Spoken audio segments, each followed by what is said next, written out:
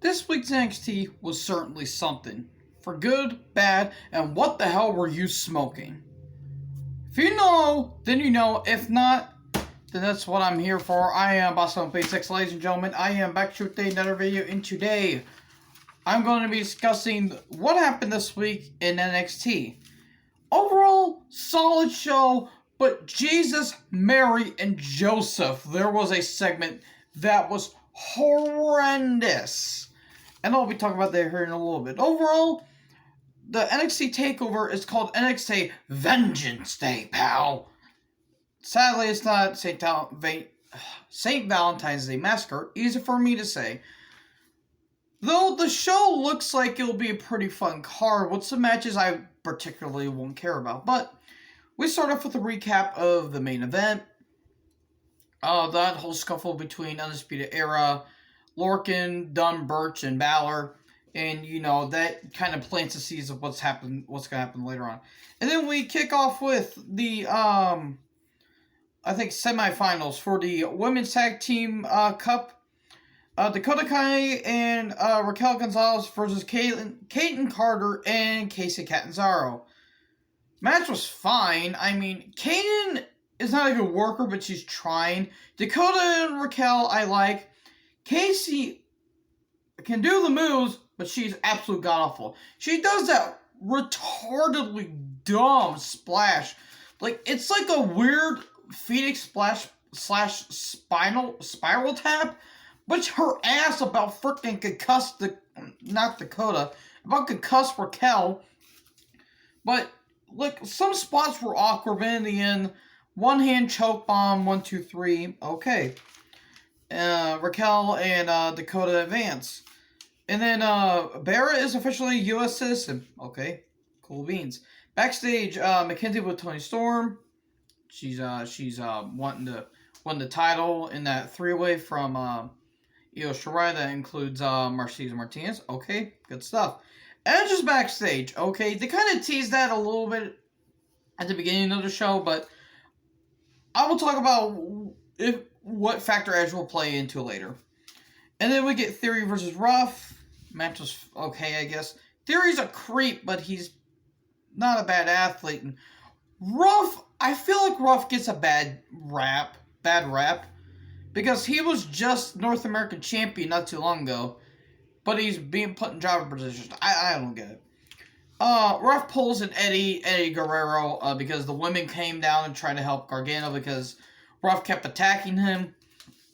And then Shotzi and Ember come down. They attack the women. They skull them off.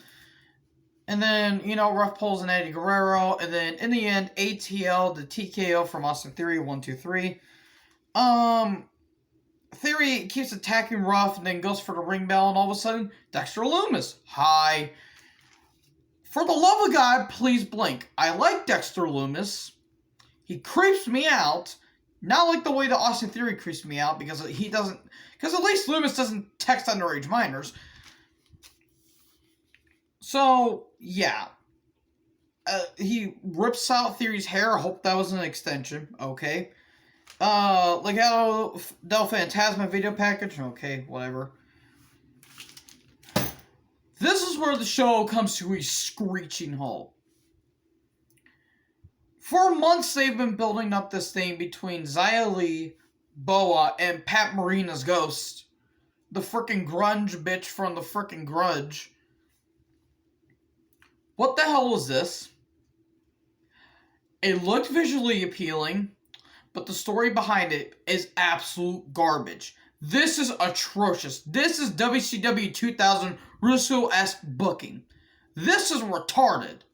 Seriously. I'm not going to go over every detail. In the end,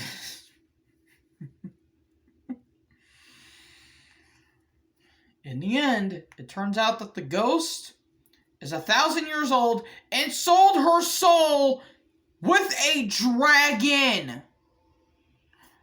Mind you, that Boa and Xia Li are Chinese. It's like Milan on an acid trip. So it's like Dragon Ball Z if everybody decided to do meth and coke for 5 minutes. What in God's name was this tripe? Ridiculous. I about just turned it off. I about watched AEW instead. And AEW this week had its moments, but overall it was kind of a mess of a show. Though Kenta showing up was pretty good. I kind of tuned out after the show after that. Because, my God, this is what even the hell was the girl's name? Tayashi? Who was this for?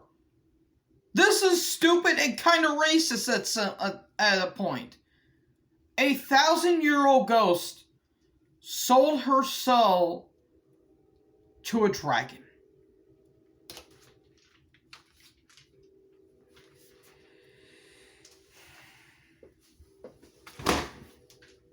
That's all I got about to say. I about ripped up my notes, but I decided to throw my blanket. And yes, I still have a blanket and I'm 17 years old. Fuck off.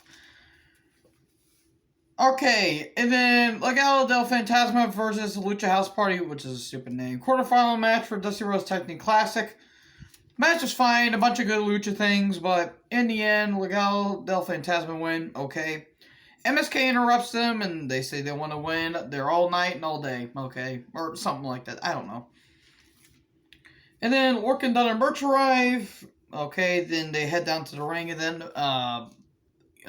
Dunn calls out Balor and says, whenever I have an opportunity, I'm going to win that NXT title. And then all of a sudden, Edge shows up. Dunn Balor challenges Dunn for TakeOver. Then Edge comes out. Okay. He sees passion, and he sees energy, and he sees excitement. That's kind of gone nowadays if you think about it. But he puts Dunn over. He puts Balor over. Okay. Edge wants the winner of Balor vs. Dunn. Could he go after the NXT title? If he does, then this will be great. Now, if Edge decides to stay in NXT and put over new talent, I'll be all for that. There's multiple feuds he can go with. They can go with Balor. He can go with Dunn. The train's going off. That's not part of the show, though. He can feud with maybe Adam Cole, baby. Strong, he can feud with Undisputed Era. Or he can feud with, he confronted Karrion Kross later on. Maybe he can go with Kross.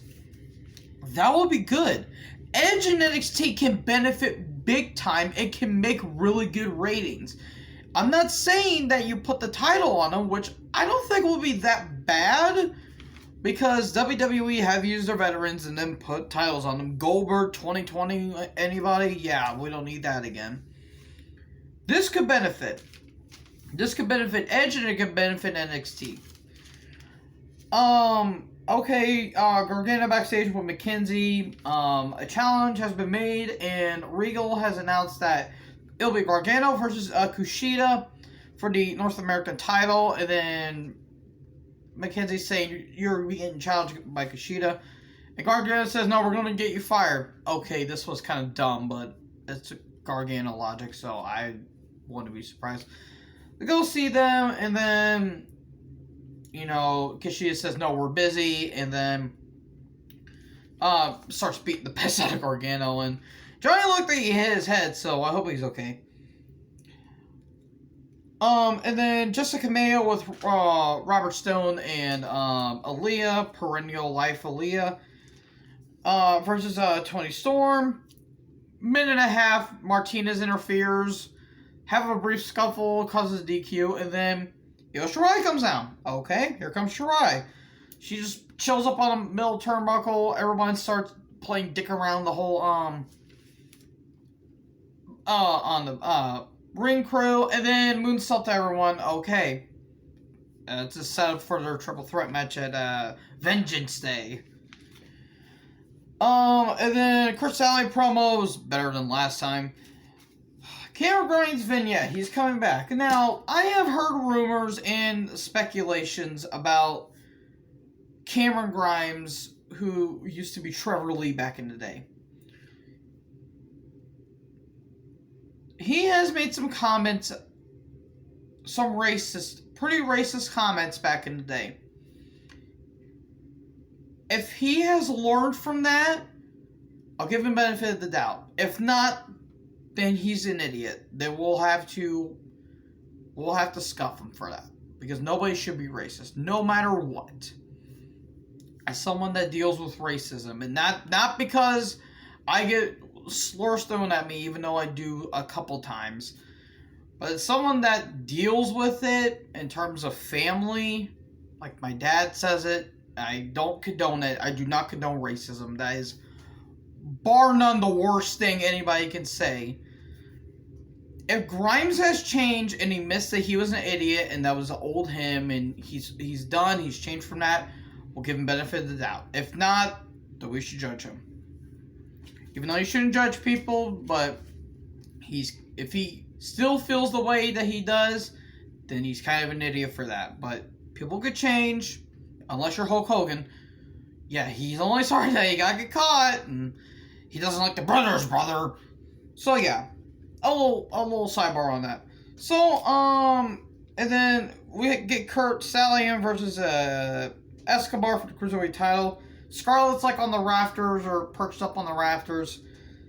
10 minutes go by. It felt like nothing happened. I mean, Stallion tried and so did Escobar. These two are pretty good talents, but in the end, Phantom Driver, and then he does that facelift thing or whatever the hell that's called. 1, 2, 3. And then Cross attacks, Wild and Mendoza, and then challenges Escobar. He sends a message. Okay. And then Edge and Cross in the parking lot. I would like to see that better than Santos versus Karrion. Then we get Cole and Strong versus Thatcher and Ciampa. This was a great goddamn match. Honestly, one of the best TakeOver main events in a while. Not TakeOver. One of the best NXT main events. I apologize for that. Although Dunn and Balor can be a very damn good main event at Vengeance Day. Embrace the boldness, Ciampa. You kind of look like my is my grandpa in the 70s. He kind of looks like my 70-year-old grandpa. This was a great match. Good back and forth, submission holds aplenty. In the end, Willow's Bell, 1, 2, 3. This was a great goddamn match. I did not expect Thatcher and Ciampa to win, because I expected Yui to go over, and then they'll face the grizzled young veterans. As offensive that might be to some people, I'm going with it because never mind. And then a small brawl happens, and then we fade to black.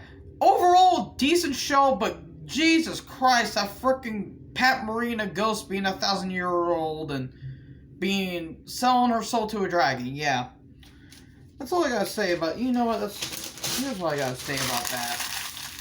I'm not gonna rip it up because the main event, some of the matches benefited, but yeah, that was completely stupid, and I about turned off the TV entirely. But anyways, yeah, that is my review. Predictions for Vengeance Day will be coming up soon. Possibly make another video tonight. Be on the lookout for that. So, thank you guys for watching this video. Leave a like, comment, subscribe, tap the bell for more notifications, and join the herd. I am Boss Up Basics. Talk to you guys next video. Peace out.